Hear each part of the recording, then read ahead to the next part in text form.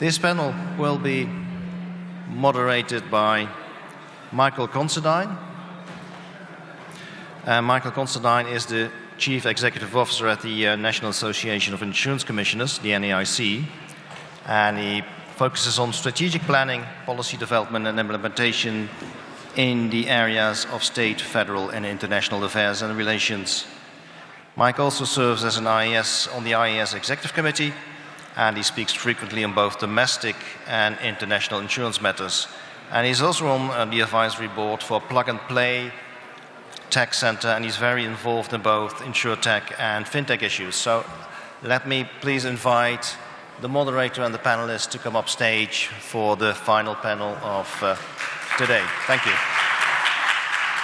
Well, good afternoon, everybody. I know the murmuring and excitement in the audience was just, again, the anticipation of the final panel of the afternoon. And with all due respect to the panels that have come before us, we can affirmatively say we have saved the very best for last here. So we hope for this panel to be, again, a conversation between the wonderful panelists that I'll be shortly introducing on a topic that by now you all hopefully have determined, as we have, to be of significant importance to our global insurance community, both regulators, consumers, and companies alike.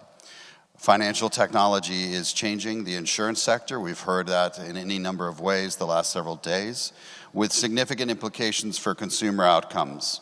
For this panel, we're going to be looking at the trends and developments in the market and implications for policyholders and supervisors, and explore some of the key technological innovations in the insurance value chain, particularly highlighting those consumer impacts that we heard just touched on in the last panel, and discuss some of the emerging regulatory responses. I'm pleased to be joined by a very distinguished group of panelists. From the supervisory side, we have Christian Mora, Deputy Superintendent for Insurance, Financial Superintendent of Colombia, down at the very end. To my immediate left is Craig Swan, Managing Director, Insurance Supervisor, Bermuda Monetary Authority. Next to him is Eduardo Iglesias, Chief Executive Officer and co-founder of Colón Seguros. And finally, Alejandro Simón, Chief Executive Officer, Sancor Insurance Group. Their full bios are in the materials, and I encourage you all to look at them.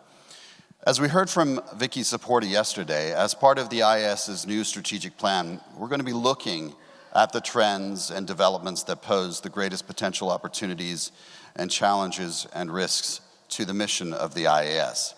In developing the new strategic plan, the IAIS recognized that technological innovation as one of the key themes influencing our future work. However, the IAIS is already looking at various aspects of this issue, which have been the subject of recent and ongoing work. If you will allow me to just touch on a few of them. In February 2017, the IAIS published its reports on fintech developments in the insurance industry, the purpose of which was to raise awareness amongst insurance supervisors of the potential impact of fintech.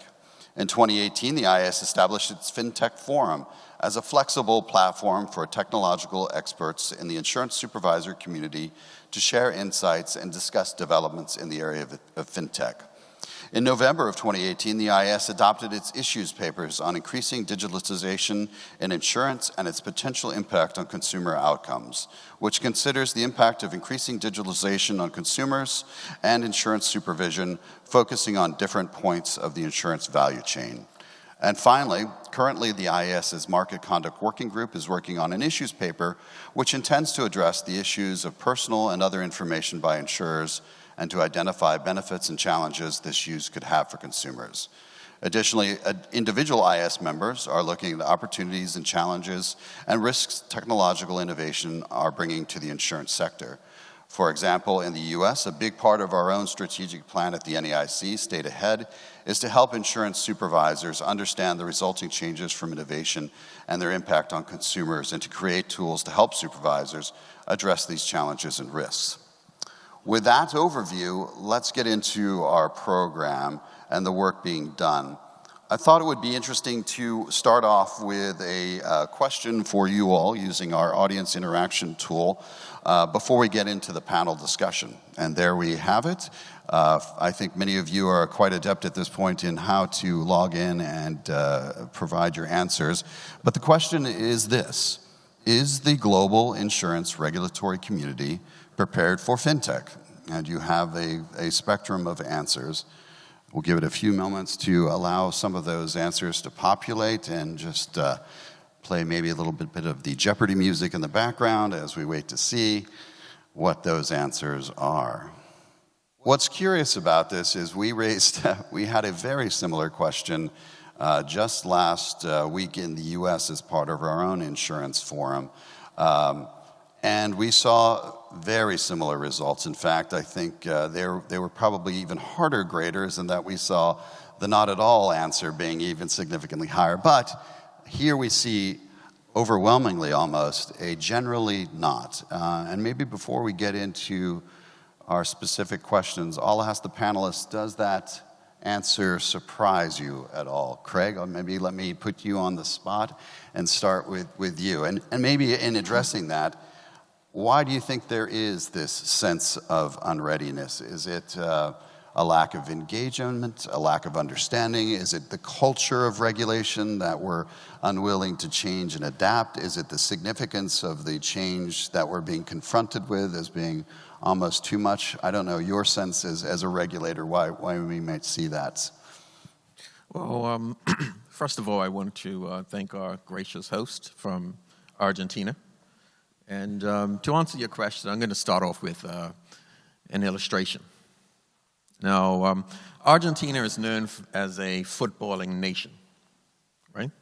Or what Americans call soccer. Now, but what's not known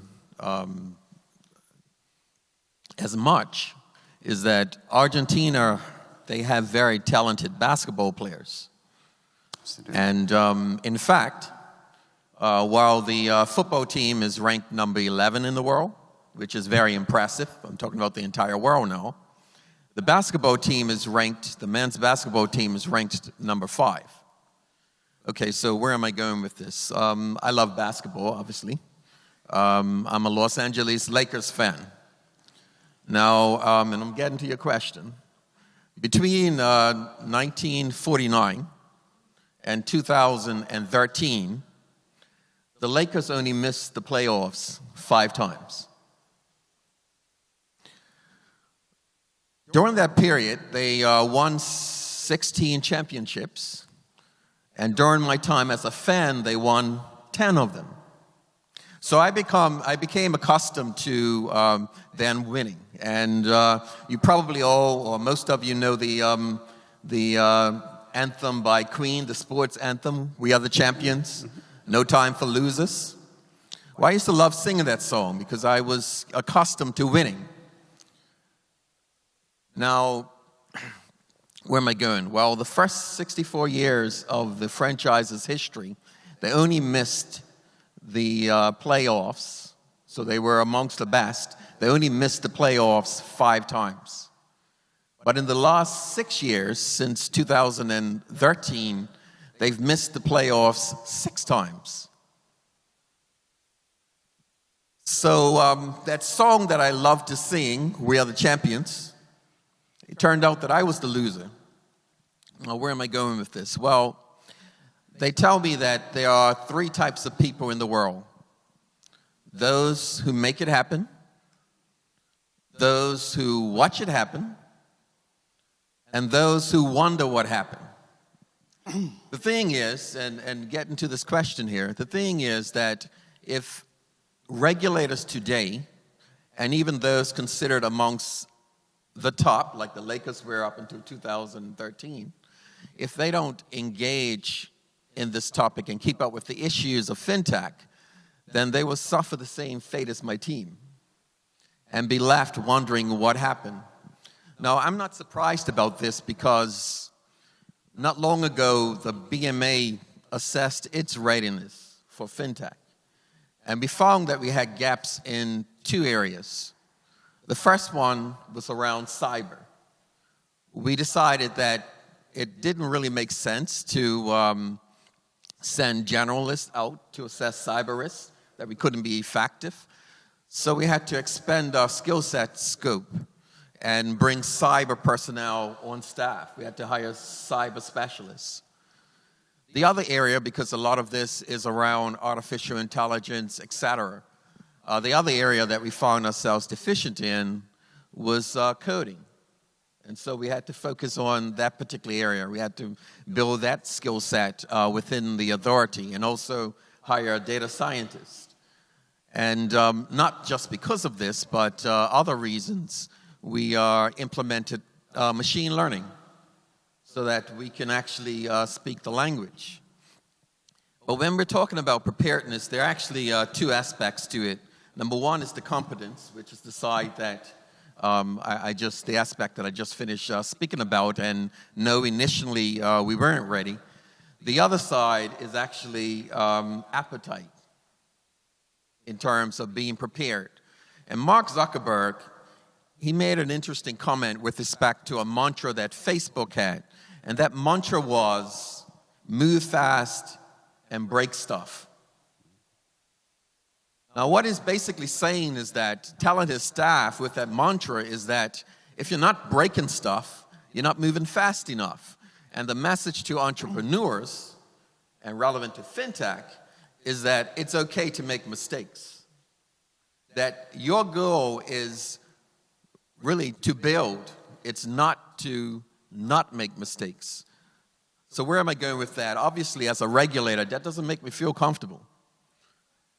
I don't want individuals breaking stuff, particularly if it relates to consumer protection, those types of things. But we recognize that, so this appetite is also a key part to regulatory preparedness. And so basically, I would say that regulators, many of us appreciate the need and the benefit of financial regulation. And so, we've come up with a number of mechanisms in order to address the situation, such as many of us have sandboxes so that these companies can develop their proof of concept in a controlled way so that while they make mistakes, the impact is not that great. So while I can appreciate the audience's response to the question, and they're probably correct, I would say that to be patient, maybe we're not prepared, but certainly we are prepared. Thank you, Craig. Eduardo, let me turn to you and just maybe use this as this question and the results we're seeing as an opportunity to get into kind of our first theme around developments in financial institution. You're coming at this from sort of the company, startup, innovator side. I guess as part of this question, does a result like this intimidate or concern you at all? Does the fact that you're getting into, from a regulatory standpoint, an environment that is still unsettled and may not necessarily be conducive to innovation, does that serve as a barrier to innovation? And then maybe again start to talk a little bit about what those innovations are that you're starting to see on the company side. Okay, well, good afternoon to everybody, and thank you, the organizers, for the invitation. And let me answer the first question, that is, if I was surprised by the answer, is I was a little bit surprised. I thought it was going to be more even, between generally not and mostly yes. Consider that many of you are from central countries.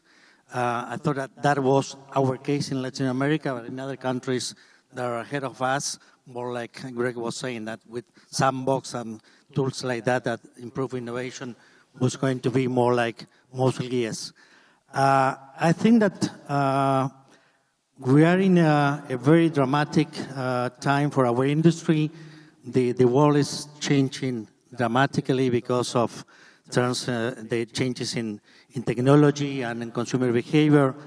And regulators have to be sensitive to the pressure that the incumbents are following and receiving right now. I mean, we receive a lot of pressure from the customers that they would like to have the same customer experience that they have with Facebook, with Google, with Amazon.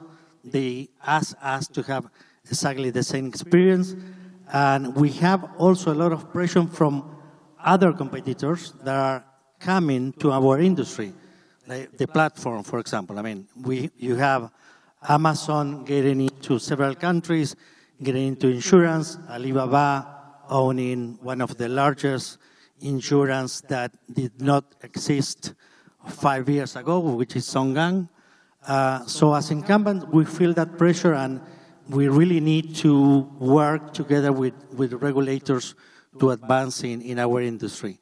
So I think that I see many areas that we are innovating right now, and I know that we'll talk about more specific business models on that we can come up with to please our customers. So, thank you. Alejandro, again, I think often we hear the reason why we see an answer like this is because of how significant this consumer-driven change is to the insurance sector, and a concern that, again, the regulation is not going to be able to keep up with the wave of change that we're seeing in terms of new product development, new innovations, both within existing companies and within some of the startup community. Maybe just give this audience a sense of what you are seeing in terms of how insurers are changing their business model in this age of financial innovation, and what has been sort of the extent of the impact thus far on the insurance sector you're seeing.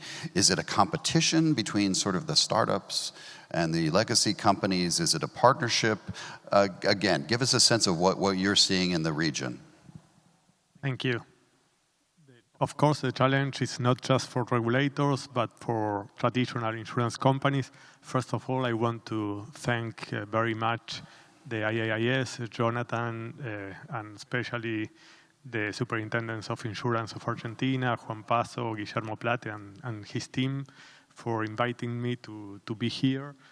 The subject of this panel is really exciting. And of course, today, more than ever, we have to think about our business model because the changes are so dramatic that we have to move fast. Technology is having great impact, as we all know, in the way financial and insurance products are produced, are distributed, and are consumed. And it has to do with blockchain, big data, artificial intelligence, and all this leads to a shorter life expectancy for companies. If you consider companies listed in the Standard & Poor's 500, in 1920, life expectancy was 67 years. Now it's just 15 years. Companies like Facebook, Uber, WhatsApp, and a lot of Airbnb, Spotify didn't exist in 2003, so there are three major challenges for us: profitable growth, innovation, and digitalization. Of course, fintech companies are driving the innovation. They have much more contact situations with the customer. We don't only require digitalization, but also change in the culture of the company. We do this through a dual organization. On one side, the pyramidal structure, but also a more horizontal structure based in innovation cells with, of course, error tolerance and an entrepreneur mindset, and also an open innovation program, because when you talk about disruptive technology, it is very difficult to be able to address that thing in the traditional structure of the company. We created, in fact, in 2013, the CITES. This is a Center for Technological Business and Social Innovation, not only based in nanotech or in insurtech or fintech, but also in nanotech, biotech, and engineering. We look we attract talent with disruptive potential by this incubator. We reduce cost and risk of market access and get new business opportunities. Just as an example, we launched Llamando al Doctor, is calling up the doctor. It's a telemedicine application. Today, it was launched in 2017. Today, it has more than 1.8 million users. But of course, not everything is advantages about technology.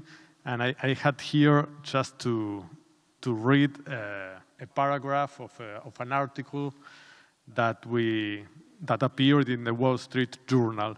It has to do with the New York State's new rules for how life insurance companies can use public data to help set premiums. And it says, don't post photos of yourself smoking on social media sites. Do post photos of yourself running.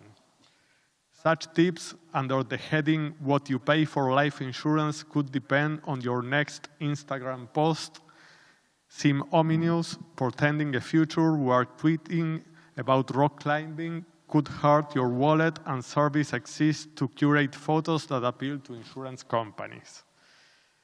Of course, this is exaggerated, but the tendency, the trend is going there. Of course, at the same time, the nature of our industry doesn't alleviate this kind of fears, as that is what we do every day. We try to differentiate people and differentiate according to the exposure to risk, the premium we collect. But of course, there are some limits. If we go to the edge and we could know precisely the date where, who and where and when a person will die, why should we have life insurance for? So there is a mutuality essence in insurance that should be kept, but at the same time, there are technical tendencies and trends that are unavoidable. And of course, government regulators has to balance the interest of community and the need of innovation and the evolution of new products. For example, in some jurisdictions, as you know, it is not possible to discriminate about gender in annuities, in retirement, although in an actuarial point of view, it's absolutely natural to discriminate if life expectancy is different. So I think it's all about trust, and we should keep working between regulators and the industry in order to solve these things that are very crucial for the future of our industry. Thank you, Alejandro. I think you've given us a number of very interesting things to start to mine a little bit, and maybe I'll turn to our other regulator on the panel, Christian. Christian, you heard from Alejandro, again, sort of a sense of what's going out there in terms of these technological innovations. A lot of them are responsive to consumer demands. For example, the process one has to go through to get a life insurance policy traditionally has been very long, very invasive. You have strangers showing up at your house to collect bodily fluids. It's very awkward. So you have seen companies react to that and try to identify ways to make the underwriting and rating process more streamlined so they can make decisions in the snap of a finger.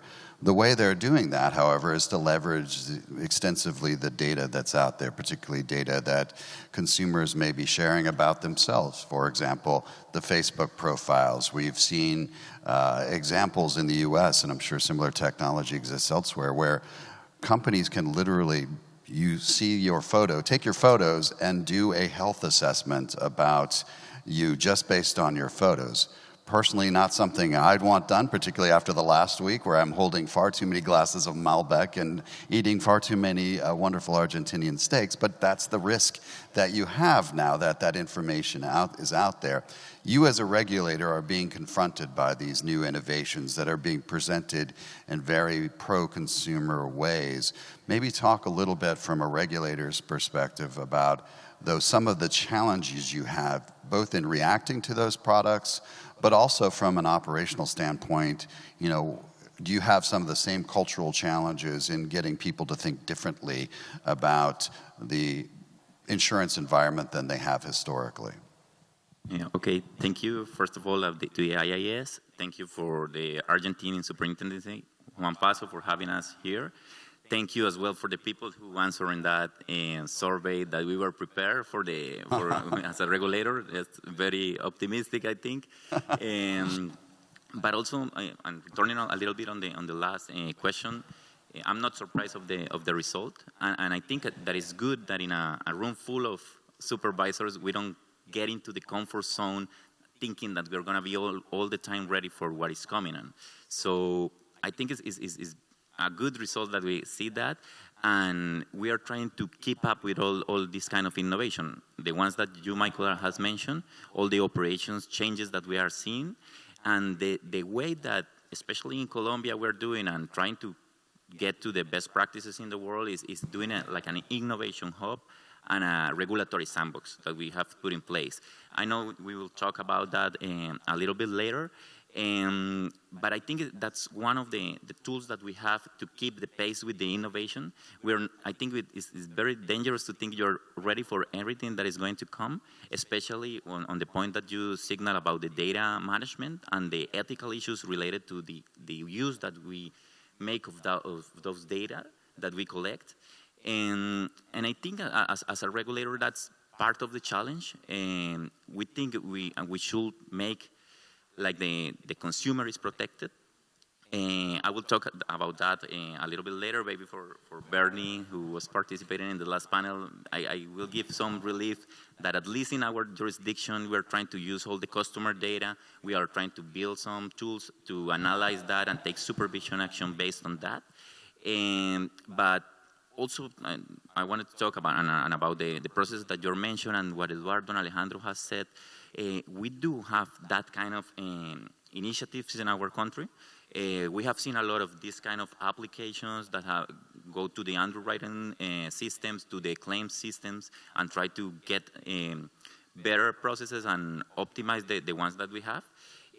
But from a regulatory point of view, that kind of evolution and innovation, I think is good and is kind of safe and it's easy to process as a regulator. But there are other initiatives that I'm more worried about, and I want to mention it real quick. So we are having a couple of initiatives on peer-to-peer insurance. This is very challenging as a supervisor because the ones that we have already are back. They have on their back end an insurance company, but some of those don't have it. The concept can be created in a way that is only going to be a platform, and we have some gray spaces on our regulation that we have to fill before that kind of operation can be carried out. The other one, and just three that I want to mention, is all about the price comparison websites. We have the first one like a couple of years ago. It's called Seguro Canguro. In Spanish, it will be like a kangaroo insurance if you translate it through English. It started as a price comparison website, but it has grown real exponentially. Like it took like in the first year to sell 50 policies, then they sell the same 50 policies in 1 month, and now the final numbers that I have, in 1 day they sell the 50 policies. So this is going exponential, and we have to keep the pace with that. And the other initiative that is very interesting that is we have seen in our country is some insurance that take into account different coverage. I know that some umbrella products or sort of bundle products have come to the market before and from a lot of years ago, but this product is in coverage that not traditionally have been operated in our country. For example, you can buy an insurance for your pet, but as well life insurance, as well earthquake insurance, fire insurance, all put together in the same product. And the way they're managing the correlations with this coverage is making us rethink the reporting methods that we have of the authority, how we can say that the pricing is correct, and how do you say the reserves are correct. So all that kind of initiatives, I said again, we are not ready for everything that is out of the market, that we're trying to keep the pace and trying to keep a dialogue with the industry as we are having right here. Thank you. Greg, anything you want to add on sort of the regulatory challenges side? I know you touched a little bit upon that in your initial remarks, but you know, what you're seeing, maybe even particularly from a reinsurer side on that. Yeah, I touched on a little at the beginning, but other challenges obviously is some of these frameworks were not constructed with some of this innovation in mind. And so periodically one can have regulatory gaps. So it's important in terms of how we design regulation going forward. And I think there was a comment about designing regulation early on, designing regulation in a flexible way, so that actually you can't change the law every time there's a new innovation that's coming up. That's impossible. But if you can create regulation that's flexible, then you can handle a whole lot so that less change is required. And I think also that's touched on is it's presenting some unique ethical issues for regulators, because obviously financial innovation is benefiting many, otherwise it wouldn't exist. But also there is the chance, and perhaps we can touch on it later, there is the potential to create individuals that are not insurable, or that insurance is too expensive because of the granularity that artificial intelligence, machine learning can get in terms of pricing, and basically could target certain individuals that could make it very difficult for them to get insurance. And you touch on, I think, a very important part of why the IAIS is, I think, now so engaged on this issue is how do we as a global community start to design regulation that really evolves on its own with the marketplace and isn't static or prescriptive. You can identify, a particular standard or gold standard in one moment, but it changes so rapidly. So I know we'll get into some of the questions about how we, as regulators and the IAIS role it will play. But Eduardo, let me maybe turn back to you. I think one of the areas where there's often curiosity is what's driving a lot of these innovations, and to what extent are consumer outcomes and interests considered as part of the innovation process, or is it being really more driven by business opportunities? So what role does the consumer interest or focus play? The same digital transformation process that we're going through in our industry, there are many other industries that went through before us. So we can see clues, we can see patterns that the other industries happened. Basically, you can see that there is a compression of the distribution channels in most of the industries. Also, there is a democratization of the products and services that those industries provide. So there's more and more people in the bottom of the pyramid that can access those products and services. And the third major trend is that the margins for the incumbents are going down dramatically. So those three trends are driven by changes in the consumer behavior. The consumers would like to be central actor, not a supporting actor to what their decision. So they want to really find out and make the acquisitions directly whenever they want, even 7 days a week, 24 hours. So we have to be ready to provide that kind of service and that kind of access to our products. And also they want simplicity, they want transparency, they want to decide and to act right now. So that is part of the answer. The other answer is the reduction in the cost of technologies allow us to do things that we could have not done 5 years ago. Greg was mentioning artificial intelligence.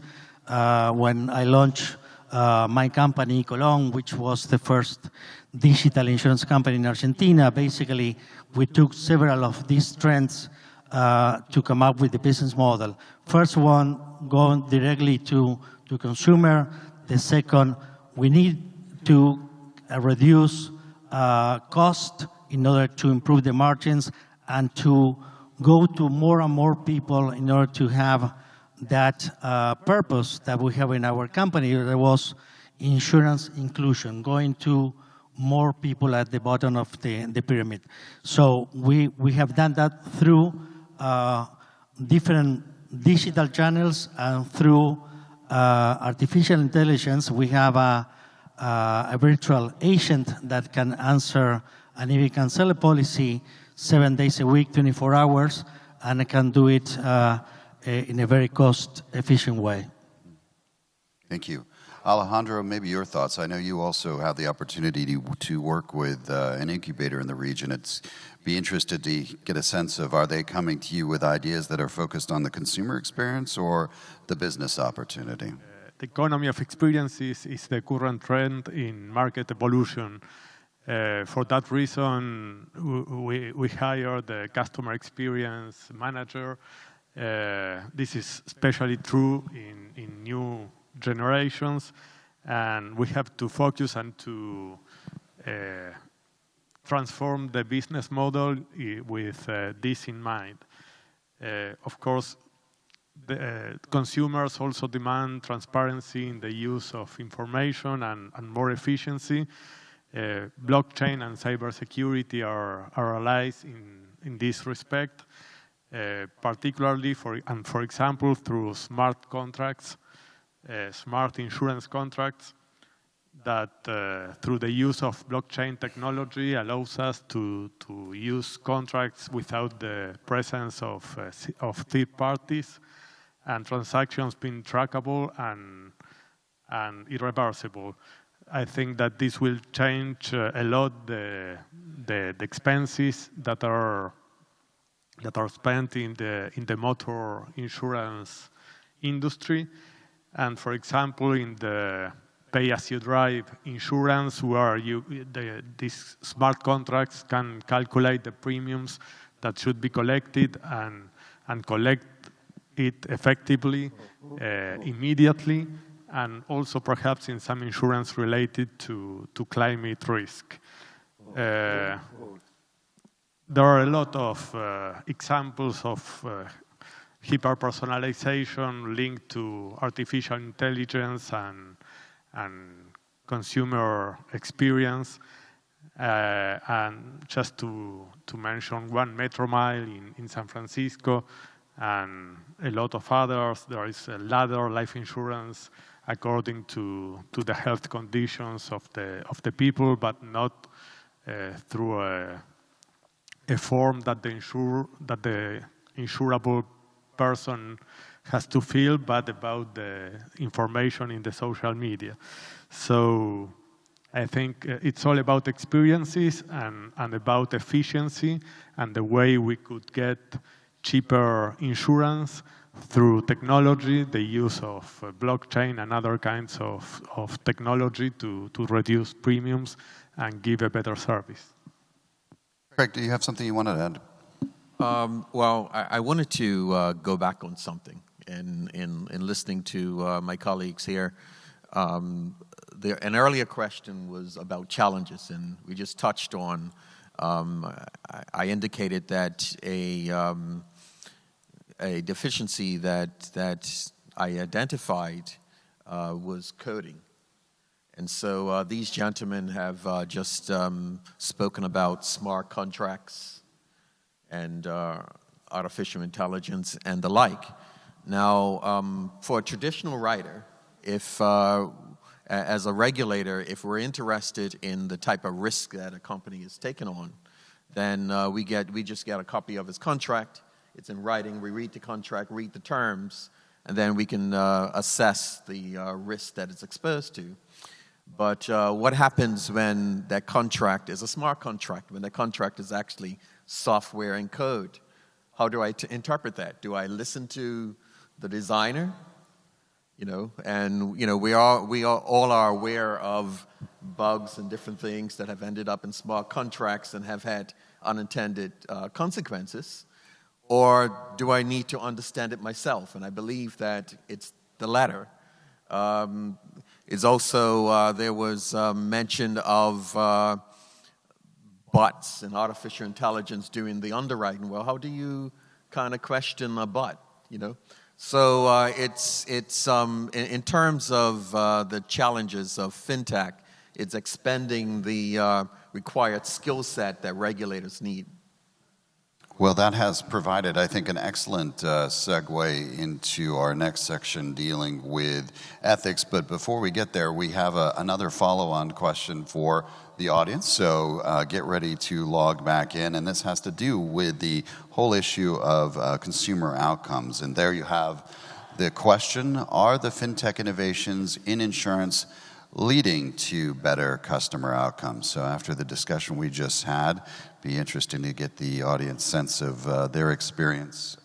So again, we're seeing, I think, again, a number of responses that, yes, innovations are designed to improve the customer experience journey.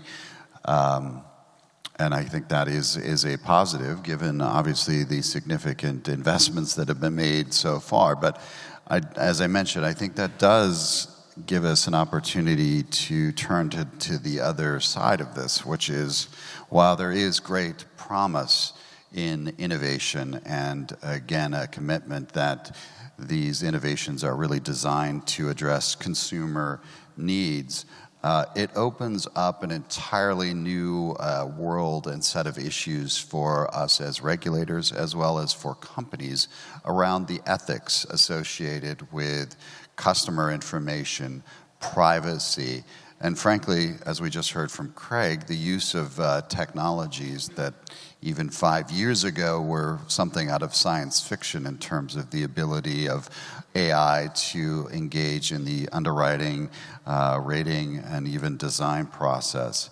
So I'd like to start the discussion around this, and Christian, maybe we'll just start with you at a high level and get your sense of exactly what are those ethical issues and challenges related to the use of client information and big data, and maybe your initial thinking about how we go about tackling those, addressing those. Okay, thank you, Michael. Yes, I think the benefits of this big data and all the innovations are clearly more than the dangers and new risks that they bring, and the survey shows that perception. And about specifically the data protection risk and the ethics of that management, I will have a large list of things that you have to take into account. First of all is the awareness of the customer about what is happening with the data that they have, like the right to know what data is being collected from him, what the companies are doing with that. That's one of the rights that I think the customer have. Also to have control and privacy of this data. So you will see some regulation that are looking at the consumer with the right to ask for the information, and the firms will have to deliver this information to the customer when they ask. Also, all the subject about the surveillance and security. We were talking about that before, about what level of surveillance is okay, and it will depend a lot about the context. It is okay that for the government, for security reasons, to check on me all the time. It is okay for my employer to know everything about me and what I do on the job place. So that's one of the ethical issues that we'll have to tackle. And also the digital identity thing, because the perception that these companies or everybody will get from me is going to be what is in the social media, or as the example that Alejandro gave, or this information or my identity is not going to be who I really am, but what the data that this firm has about me is. So perception is going to be reality in an extreme way in this case. The other thing that I wanted to point out is the tailored reality, because all these social media that we interact with, these firms are going to know so much about us that they can create a reality, for example, in social media that is exactly what they want us to see maybe, or something that will make our freedom of choice not really that freedom for us, yeah? And finally, another, the de-anonymization problem, because sometimes some firms will rely on that they can anonymize the information, and you can use these data sets because you don't really have personal information. But when you start combining this at a big data level, this might be not possible. And so we will have another ethical issue there. As well, all the things with the conflicts of interest that yesterday Vicky pointed out some of them about cloud computing, cloud services, and the information that they will gather and concentrate, and how this information is going to be managed, who can access it, and maybe even the same companies trying to get into some business because they now know so much about all the people that they could go into the insurance market as well. So all those are things that we should address from a regulation point, and I think there is a long list, but there might be other things that we don't know, and depending on the context, will pop out.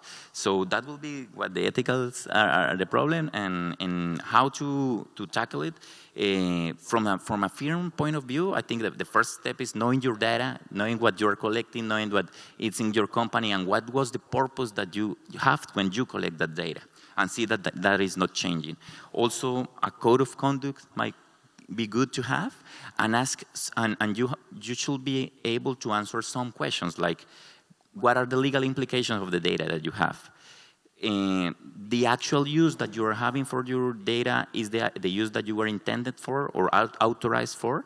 And one that I think is very important for the firms to answer is, if I'm doing analytics with this big data, I will be comfortable if these results of the analytics that I'm doing go out to the public and everybody can get an opinion of that you will be comfortable. If you are, maybe you are doing the right thing. If you're not, maybe not. So these are things that you can do, as well as keep communicating that code of conduct, monitor constantly, because it's going to change. What is okay now, it might be not okay in the future. So that will be my recommendation, Michael. Thank you. Eduardo and Alejandro, let me turn to you, because I think we have the benefit also in the U.S. of engaging with the innovation community, both the startups and the existing companies. And they're under enormous pressure because they also recognize the ethical obligations and issues associated with some of this technology. So there's an increasing move to almost self-police, to set standards, recognizing that they have that accountability, and that accountability starts with the companies that are either developing this technology or utilizing this technology. But maybe building off Christian's comments, talk a little bit about, again, what you see as the ethical challenges, and from an industry standpoint, what are you doing, and frankly, are you doing enough? Why don't we start with you, Eduardo? I would like to go back to the concept of insurance inclusion. I think that people are willing to share more and more information than ever before.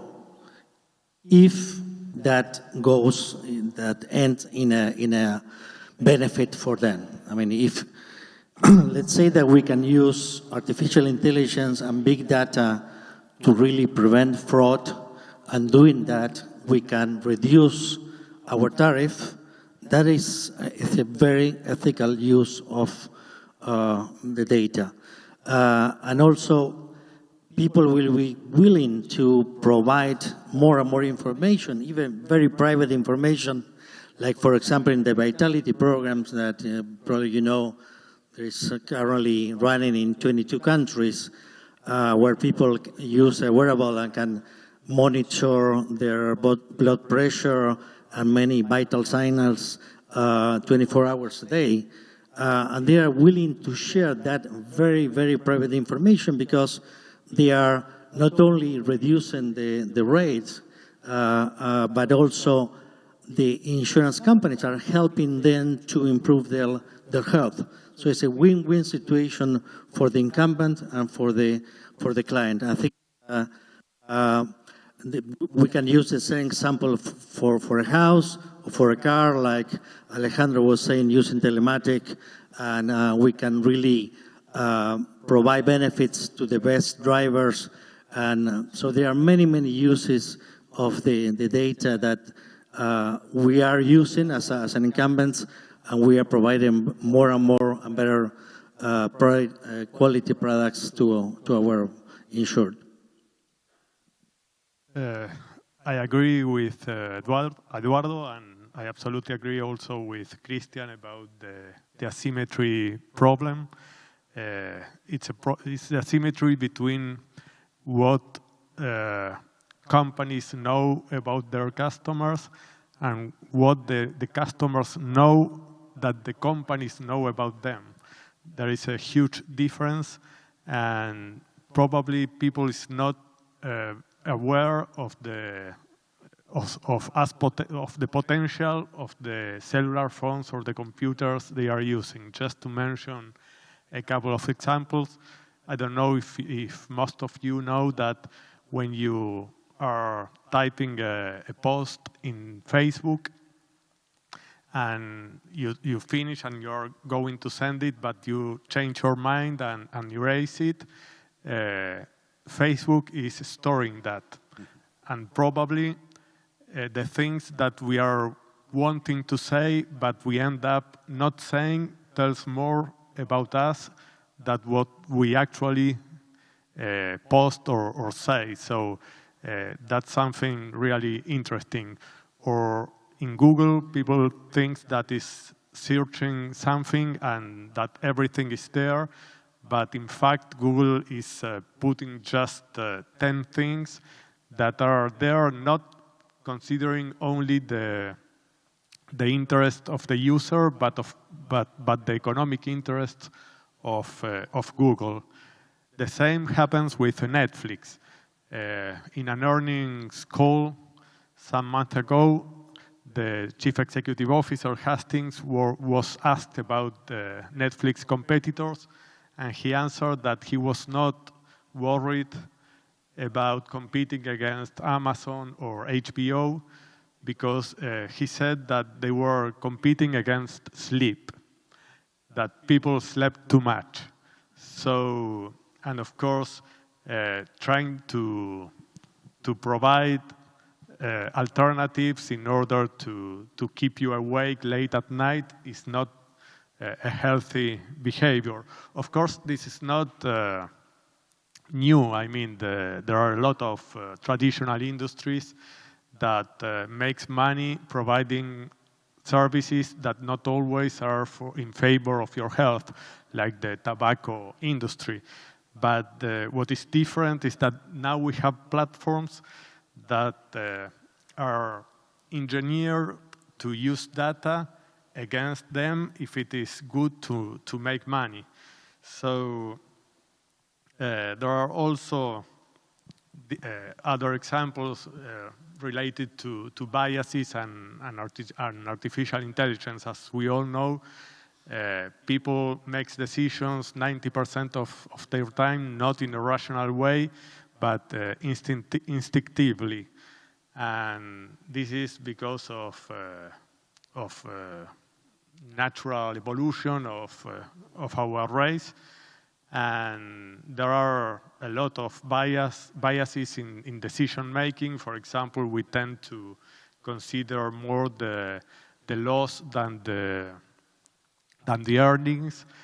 We suffer more if we have an amount of loss than the happiness that we get on the opposite side. That at the same time we try to get instant consumption against future consumption, and a lot of things that are embedded in the data that artificial intelligence systems collect. So if you consider that artificial intelligence copy these biases that are embedded in the data, and that it doesn't have the ability to feel guilt, the results could be very dangerous. I mean, they could be great, and they are great in terms of providing new and more efficient objects, but we have to take very much in mind these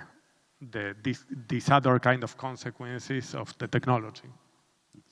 Craig, let me get your thoughts on this, because again, I think as we're getting a sense, regulators are up against enormous challenges in terms of being presented with these incredibly complex products driven by these often very convoluted, involved algorithms, the impact of which are almost impossible for us to assess using sort of traditional mechanisms. You know, at the same time, you have, again, the benefits that are being put forth.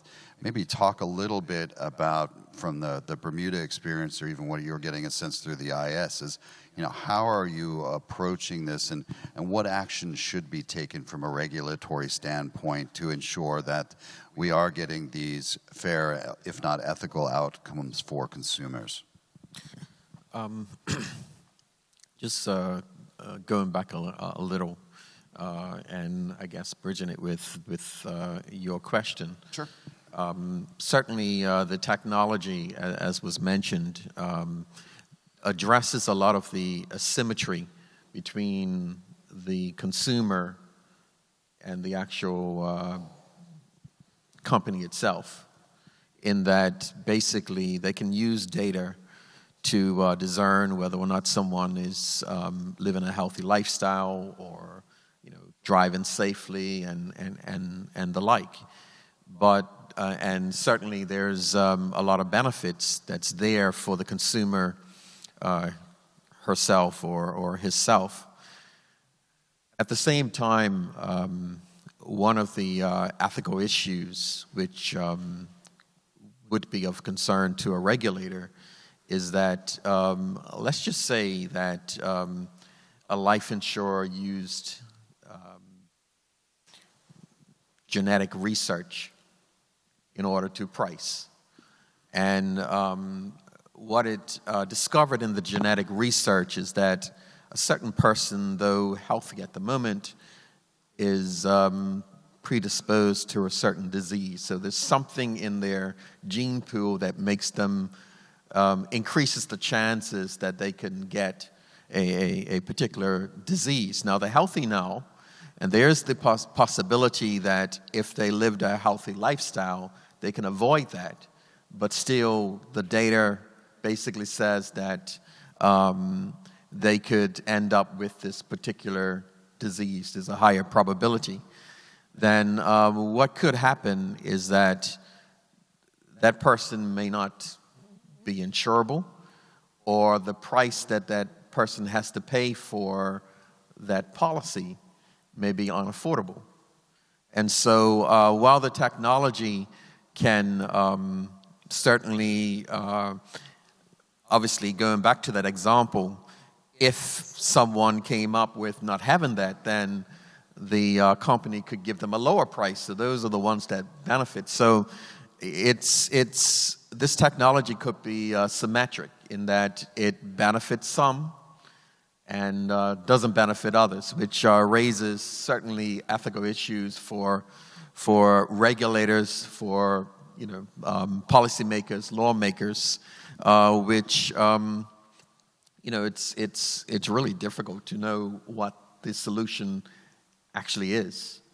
But in terms of, I go back in terms of when you're looking at AI and those types of things, I think it's important for the regulator to expand the skill set. You have to. There's no way that you can take a generalist and basically have them understand the coding and those types of things. So what the this technology is forcing regulators to do is really transform into the types of hires that they make and those types of things. And that's what I was kind of getting at the very beginning. You actually need, while a generalist skill set is still valuable and will always be valuable, you actually need specialists in order to appropriately deal with the skill set or deal with these issues. Thanks, Craig. Christian, anything you want to add in terms of your views around the role of the regulator or the regulatory community in on the ethics of the use of AI? Just Michael, just a little comment. We're still, in Colombia especially, we're still trying to figure out what to do with these ethical issues, with most of them. We have to coordinate the efforts in the government, because we are not the data protection authority. Really is not the financial authority, but another authority in our country, and I think that's the case in another jurisdictions. So we have to try to coordinate all the effort. The other thing is, I think is very important as well, and more from the financial supervisor is assess all the cybersecurity issues on this data protection and what could happen, not only as what could happen to the insurance company, but what will happen as an insurer that is taking some cyber risk on their policies. Also, to try to monitor the cloud is very difficult for small countries like mine, where we don't have even an office of some of the cloud services providers. So try to know and try to follow the operational risk that might be embedded in these kind of solutions. That's another thing that we have to assess, and I think the regulators can take a role on that. And the other thing we are looking at very closely is the regulation that is being issued in the European Union, the General Data Protection Regulation that got enforced last year, that already have 1 year. We want to see the results, see what is working, what is not, and maybe if we can take some of the best practice there. And also we're going to be very aware of what happens in your country, Michael, and what you're trying to do, especially in the state of California and New York, what you are putting in force, and try to see if it's a different approach or what is going on there. Thank you. Yeah, I'm glad you touched on some of the developing policy and regulation in this area, and certainly we have seen in Europe and the US policies around consumer and data privacy. We're increasingly seeing guidelines coming out of the European Commission on the use of AI. We're seeing similar regulations from states like New York and California in terms of accountability and other transparency requirements when companies utilize these kinds of technologies. But let me go back to our stakeholder representatives in terms of your reactions to the policy developments that you're seeing, and are there concerns that the regulation may impact the ability to innovate further?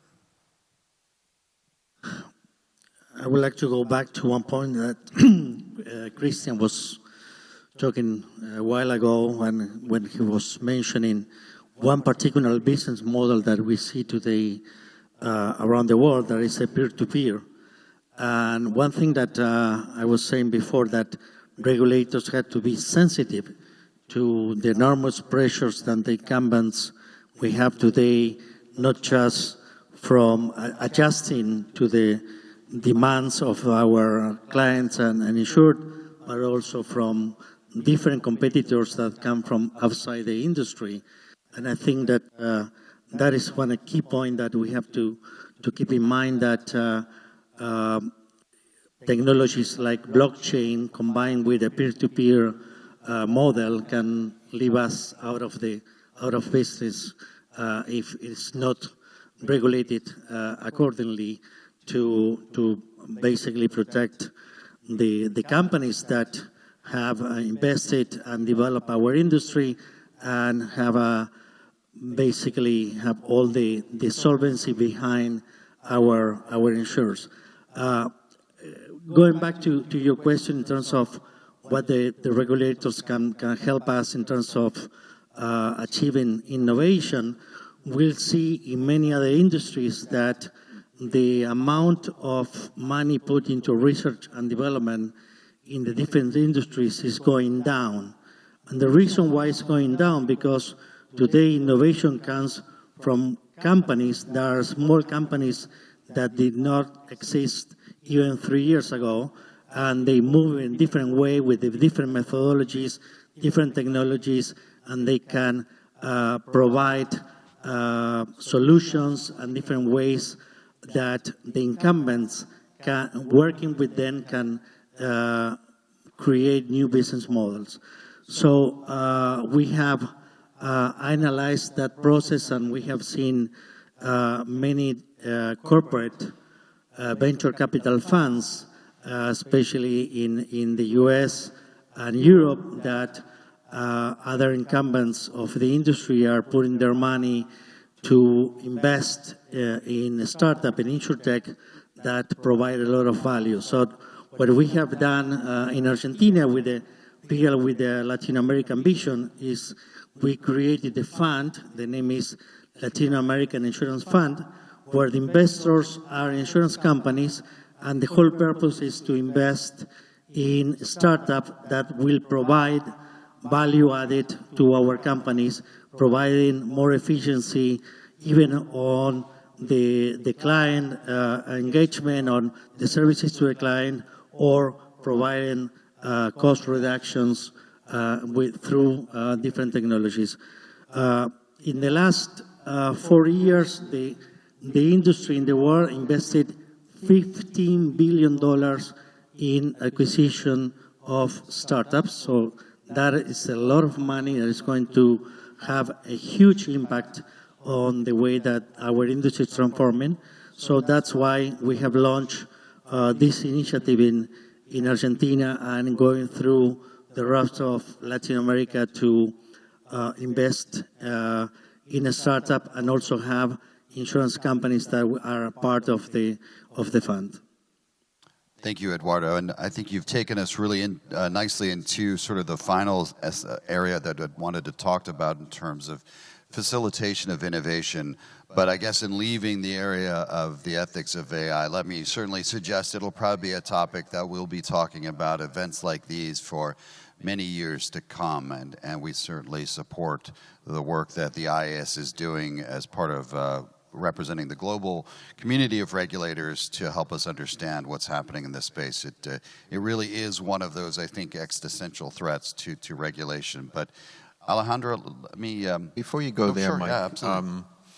you know, we touched on certainly privacy regulation and those types of things, but I don't think that it can be overemphasized, the importance of consumer education.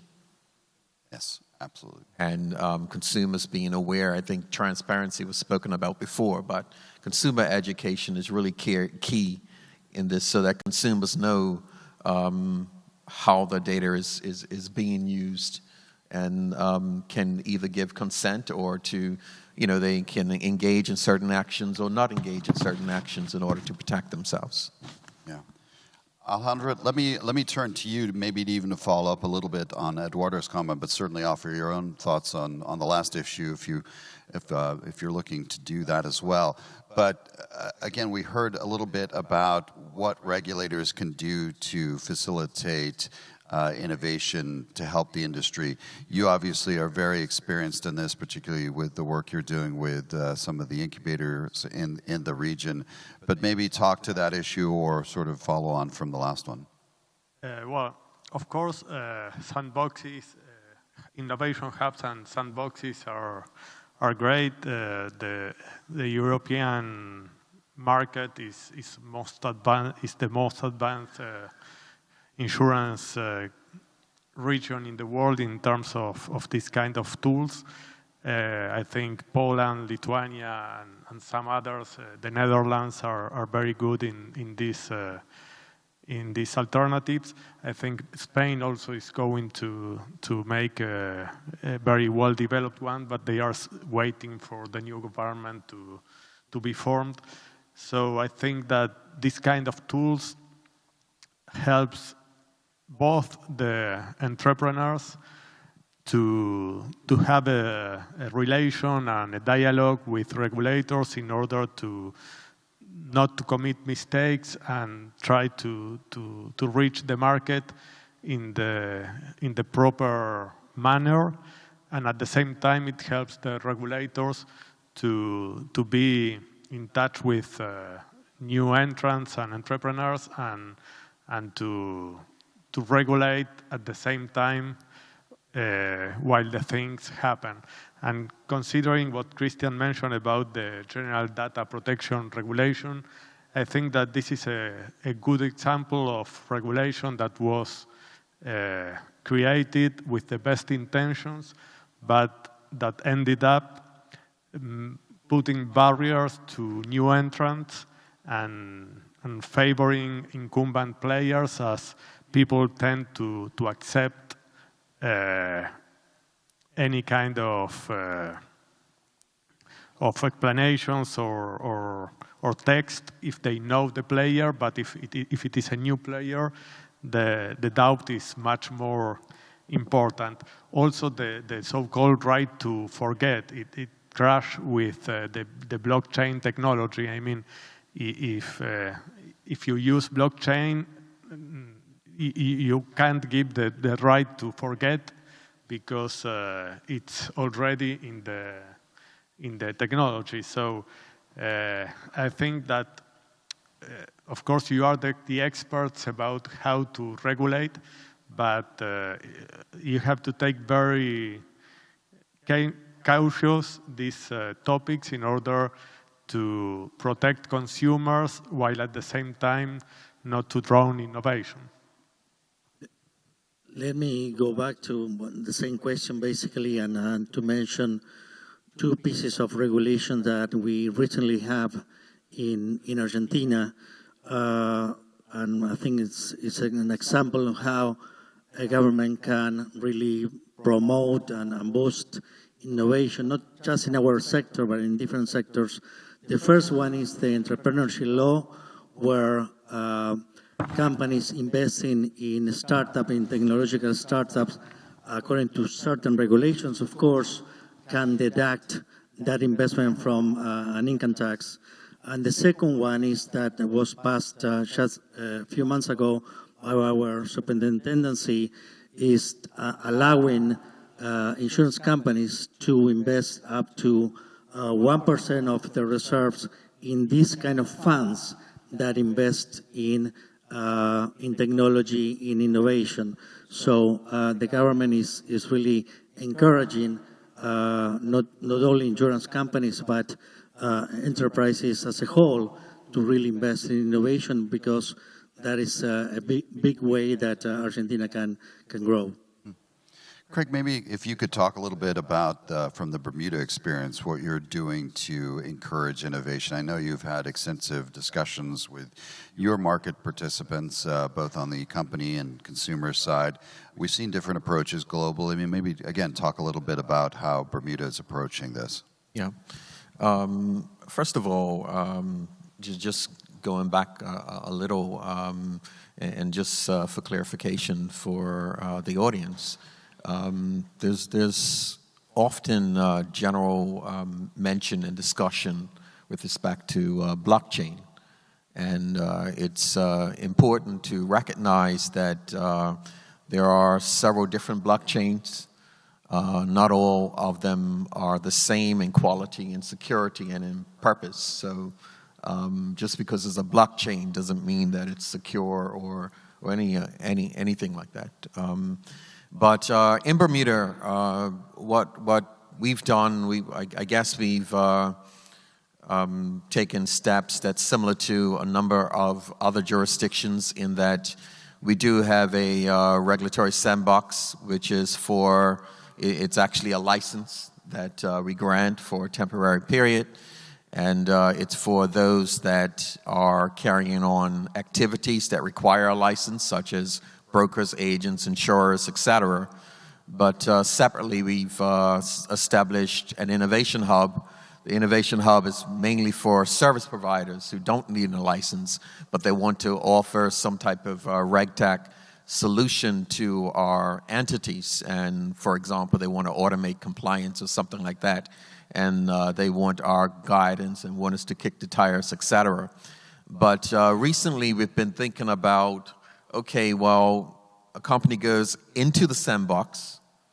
What happens when it graduates? Mm-hmm. Now, we believe that most of our existing classes could handle a lot of the innovation that we see, but they're probably, and we were talking about designing regulation that is flexible, et cetera.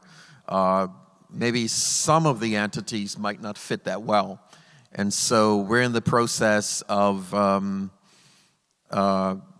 considering legislation for a specific innovation class. And the aim is that most of the insurers would go into the existing classes, but anything that doesn't fit would go into this innovation class once it comes out of a sandbox. And the way that the legislation for that class is crafted is it gives us the power to tailor any type of provision that we feel would be necessary in order to appropriately regulate a certain business model. Christian, again, maybe interested from your country's experience and from the Latin American region generally, what the approach to innovation has been through either formal sandboxes, through more informal discussions with individual entities. What are you looking at in terms of ensuring that those products are still regulated to the extent that they need be? You still have an equal level playing field, but you're also allowing maybe non-conventional companies and ideas to come to market. Yes, we do have as well an innovation hub and a regulatory sandbox. They operate very similar to what Craig mentioned. We try to get into the sandbox the initiatives that really have like a consumer impact and that would go further in financial like we include a lot of people in the financial sector. That's the kind of initiative that we like the most. It could be done by a reduce on price or some new processes that will improve really the penetration of insurance or something like that in our sandbox. That's the main objective that we have there. And also, another thing that is good about the sandbox for innovation is that to keep up with the innovation. These guys are very creative, so sometimes we don't know until they come with the idea. We start talking with them. We set meetings. We have a team that is specialized on that. They got the meeting with the startups. One of the objectives there is to prevent some negative consequences of a misunderstanding of the regulation, and we can prevent a lot of that kind of thing in our innovation hub. But let me talk a little bit, Michael, on what the sandbox is not for us. And we tried, it's not a way to arbitrage our regulation. We try to keep it really clear that they only have 2 years to be in the sandbox maximum. Normally you will take less than that. We also do have a checklist for the filing for the sandbox. It's a smaller checklist, but it's a very important checklist. Yesterday they were talking about the resolution plan for the IAIS. We asked for a resolution plan actually for these small companies because if you see of the innovation environment, a lot of these startups will fail. The probability to fail is very high. So we want to have at least a small process to try to get this, the company that don't succeed on the sandbox, get it in an organized way. It's a small operation, we know, but we want to do this always protecting the customer.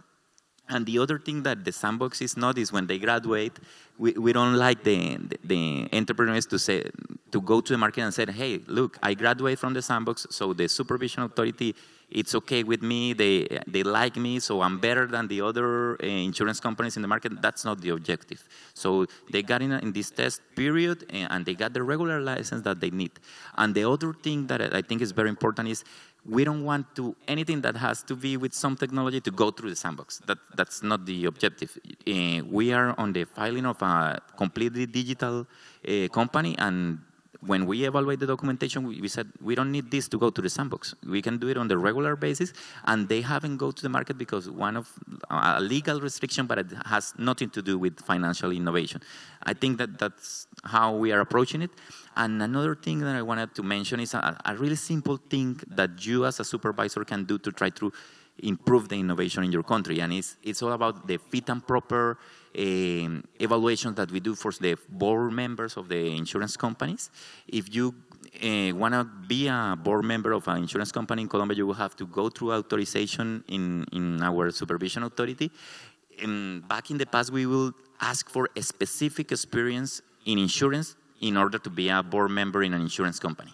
Now we're trying to do a more like a comprehensive evaluation of all the members in the board, and we will accept a board that has one member or two that are very, very, very experts in technology or something different that aligns better with the strategy of the company and not necessarily the specific knowledge in insurance.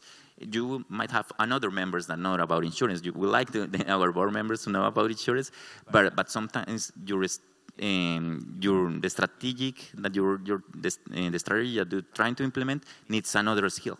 So that's another thing that we're doing in our country. Well, thank you. Very provocative thoughts. I see we're coming down to our last few minutes, and I do want to save some time for audience participation, although I have a couple other questions. But we have a final audience interaction question that I'd like to put up, which kind of gets to the future as we look forward and the role that the IAIS will play in with respect to regulatory sandboxes and innovation. Let's go to the next question. I must have skipped over one, my apologies. So let's go to the question on what role the IAIS should play in respect to regulatory sandboxes insurer. Instead, we'll skip the question and we'll go right to actual audience participation in the form of questions that you might have for this wonderful panel. Thank you very much. This is a very interesting panel, as all of them was. My name is Peter Kotzenberger. I teach at UConn Law School, and I'm the second consumer stakeholder here, and I appreciate the opportunity. One question, or I guess point, but really a question for all of you, is how do you differentiate in terms of consumer expectations and what we're told they are versus the likely reality? And what I mean by that, when we look at the polls, sure, if you ask probably anyone in this room or most people, are you willing to share certain data that's probably out there anyway to get a better price on the product? Most of us, I would say yes. But if you ask another question, which is even maybe more accurate, are you willing to have your personal information used, sold, including your shopping habits, your social media, your public records and all that, to create pricing models for you that you don't understand, most of the people involved in them don't understand, and we don't know what the result would be, you get a very different, probably, response. And of course, many of the surveys are done by companies that have a strong economic interest in a specific result. That doesn't mean the results are, by definition, flawed, but they should be viewed skeptically. I think sometimes we conflate the desire for flexibility, 24-hour access, which is I think we all have, with the willingness to have our data used in complex pricing models for things that we can't correct, don't have access to. So as regulators, how do you differentiate between that? Thank you. Thank you, Peter. Very good question. So if I might just maybe rephrase it and pose it to both Craig and Christian, sort of how are you as regulators ensuring that the promises made by the companies in terms of the pro-consumer potential of these innovations is being realized? And I guess the second part of that is how are you ensuring that consumers actually understand maybe the implications or consequences of that promise and that product in terms of what they might be giving up from a privacy standpoint? In Colombia, we are trying to implement all the ICP 18, if I'm right with the number, or like we have very strong obligations from the intermediaries, from the companies to disclose all the information that that is relevant for the customer that he will need to know just to know what is the promise and how are this going to be accomplished. And the other thing that we're doing, and I think this very regular supervision approach, is doing We have a customer protection area in our authority. We will collect all the complaints that comes to the insurance companies, and we will look at this and try to find the trends to make supervisory action, trying to accomplish that the promises that the company gave is fulfilling.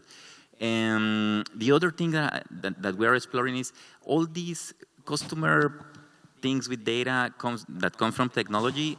I think the best way to fight it is with technology as well. Like the technology is bringing some problems, but the technology is going to bring some of the solutions. So all the big data that we can apply, all the things that Fred mentioned about the skill set of our supervisors, and trying to understand it, there might be in the future easier to check on a code that may be that having to go on site to the company and having to go to the market or mystery shopping to know what's going on. Maybe all this digitalization will help us to develop our supervisory action. And, I would say that we're in different positions. For example, retail market. The Bermuda market is primarily a wholesale market, and so most of our policyholders are in other countries. And it's not a situation that we face much. However, we still have a role. And our role, and I certainly agree with everything Christian said, but our role is to coordinate with the regulators in the retail markets to make sure that our entities are not doing anything that violates. And whether or not it's supplying expertise, assessing the impact of our companies in those particular markets, but largely it's a collaborative experience through supervisory colleges and other dialogue to make sure that there's the best outcome for the consumer. Thank you. Thank you all. I think that transparency and simplicity, the consent terms are crucial. Normally, people do not understand very well what they are buying. They are too long, too complex, probably from a legal perspective. Insurance companies need to put everything, but probably it could be interesting to force to give a brief summary, 3 or 4 key points in order to people to really understand what they are buying, because if not, you can analyze if they are complying what they offered, but if it is not really clear what they are offering, it will be difficult to control that. Yes. Eduardo, I'd offer you the opportunity for a final comment on this question or our topic of discussion this afternoon. Let me make a final comment again, not on this question, but I think that we are living in a very, very interesting moment of our industry. I mean, we have many, many challenges, but we have many opportunities to work on insurance inclusion, on new business model that through different technologies that should allow us to really go to many more people and ensure and increase our industry, especially in emerging markets that we have a big gap in terms of on insurance so far. So. Yeah. I could not have done a better job myself in summing that up. So let me take the opportunity also to thank our hosts, both the IAIS and most particularly our host from Argentina. This has been a wonderful event and a wonderful few days, and I think we all have benefited from our time together. The bar has been raised very high in terms of future meetings after this one. Also, please join me in thanking this amazing panel for their contributions this afternoon.